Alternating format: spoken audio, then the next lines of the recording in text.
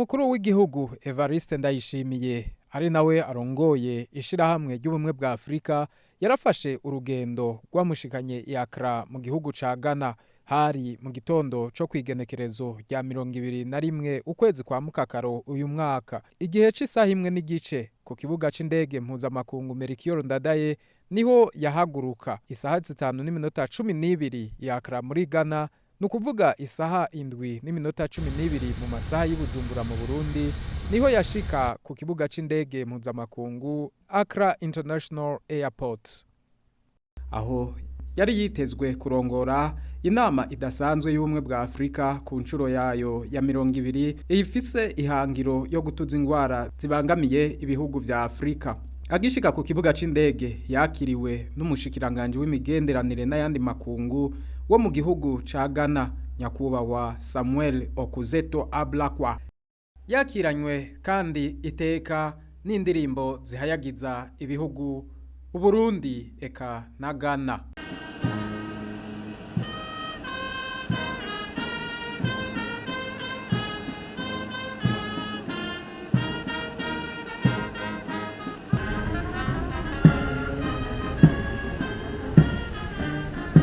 Hari n'abarundi basanzwe baba muri ico gihugu ca Ghana bari baje gutegera se barundi mu kugaragaza urukundo bafitiye igihugu c'u Burundi mavukiro yabo. Umukuru w'igihugu Evariste Ndayishimiye avuye ngaho ku kibuga c'indege Accra International Airport baciye bamujana kuri Hotel Kempinski yaho i Accra ni naho yahuye n'abagize ibiro vy'ishira hamwe ry'ubumwe bwa Afrika. Muri iyo nama idasanzwe ku ncuro ya 20 y'ubumwe bwa Afrika yahariwe ivyerekeye amagara y'abantu muri Afrika.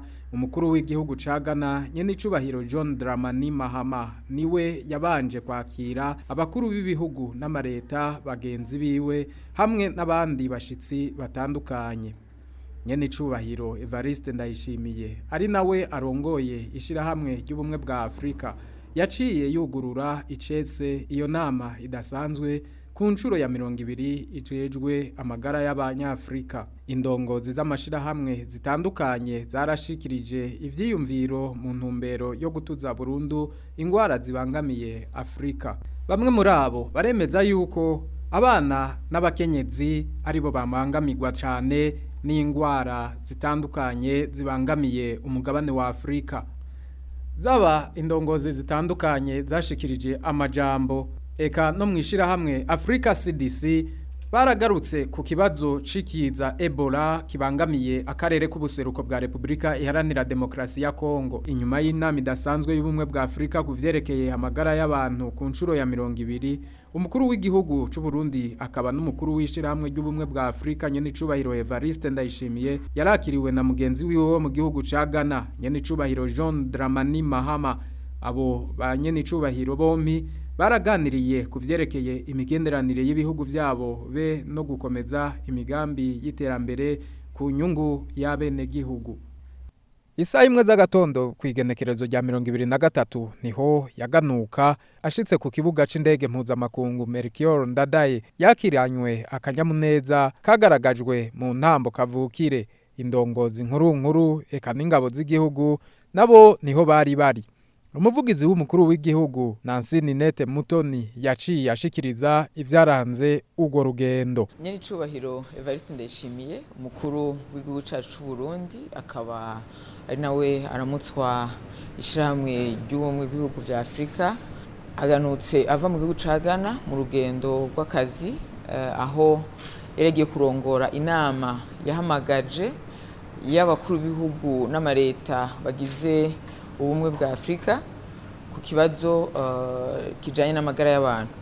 Ibihugu bigize ishirahamwe ry'ubumwe bwa Afrika bifatanije nabo basanzwe bafashanya mu iterambere ry'igisa c'amagara y'abantu biyumviye ko iyo nama ari inkenegwa kugira ngo bashobore kurangiza ikiza ca sida, kugwanya ingwara z'ivyaduka eka mbere no gukinga impfu z'abavyeyi batakaza ubuzima bariko baribaruka kambere no kubaho neza kw'abana. Iryo hangiro bihaye rero ni hangiro ryo gushika mu mwaka wa 2030. Mu vyo rero bashimikiye ko cane nuko abanyafrika bo kwihingurira imiti bakoresha. Hanyuma ikindi kigira kabiri no gutekanya no kurondera uburyo no gufasha bugenewe amagara y'abantu. Ikindi no gushishikara inyigisho zikomeza uburongozi bwiza kugira ngo ivyo biyemeje muri ico gisata c'amagara y'abantu bije mu ngiro. Baremeje rero urupapuro rw'inzira ruzobaranga muri ivyo bikorwa kugira bashike kuri iryo hangiro ryo gushika mu mwaka w'2030. Iyo nama rero kandi yabaye akaryo keza ko nyencubahiro umukuru w'igihugu cacu c'u Burundi ashikiriza intambwe igihugu cacu kigezeko mu guteza imbere igisata c'amagara y'abantu mu bijanye n'isuku n'isukura, mu bijanye no gukinga ibiza, mu bijanye n'inyigisho zihabwa abenegihugu kugira bikingire ingwara, mu bijanye kandi n'inyigisho abenegihugu baronka kwirondoka rijanye n'amagara meza, gufungura neza, eka mbere yararonse n'akaryo ko gushikiriza na rwa rucanco rwa malaria ruheruka kongerezwa mu ncanco zikora mu gihugu cacu c'u Burundi. Nyencubahiro umukuru w'igihugu cacu c'u Burundi yarashoboye kuganira n'indongozi zitandukanye zaba iza Afrika eka mbere n'izo ngaho mu karere mu mashirahamwe atandukanye, baraganiriye rero ibijanye n'imigenderanire n'iterambere. Yarashoboye rero no gukeza mu maso mu yandi umuperezida aheruka gutorwa Romuald Wadagni wo mu gihugu ca Benin, aho yamwifurije kuzoranirwa mu mabanga aheruka gutorerwa y'umukuru w'igihugu. Imbere yo kurangiza urugendo rwiwe mu gihugu ca Ghana, nyenicubahiro umukuru w'igihugu cacu c'u Burundi yarakiriwe ku kirimba i Accra na mugenzi we John, aho baraganiriye rero bashira hamwe ku migambi yokorwa niyo bandanya mu ntumbero yo gukomeza ubucuti n'imigenderanire hagati y'u Burundi na Ghana. Aha niho dusozereye iki kiganiro. Imana ibandanye izigama Uburundi na Afrika nzima.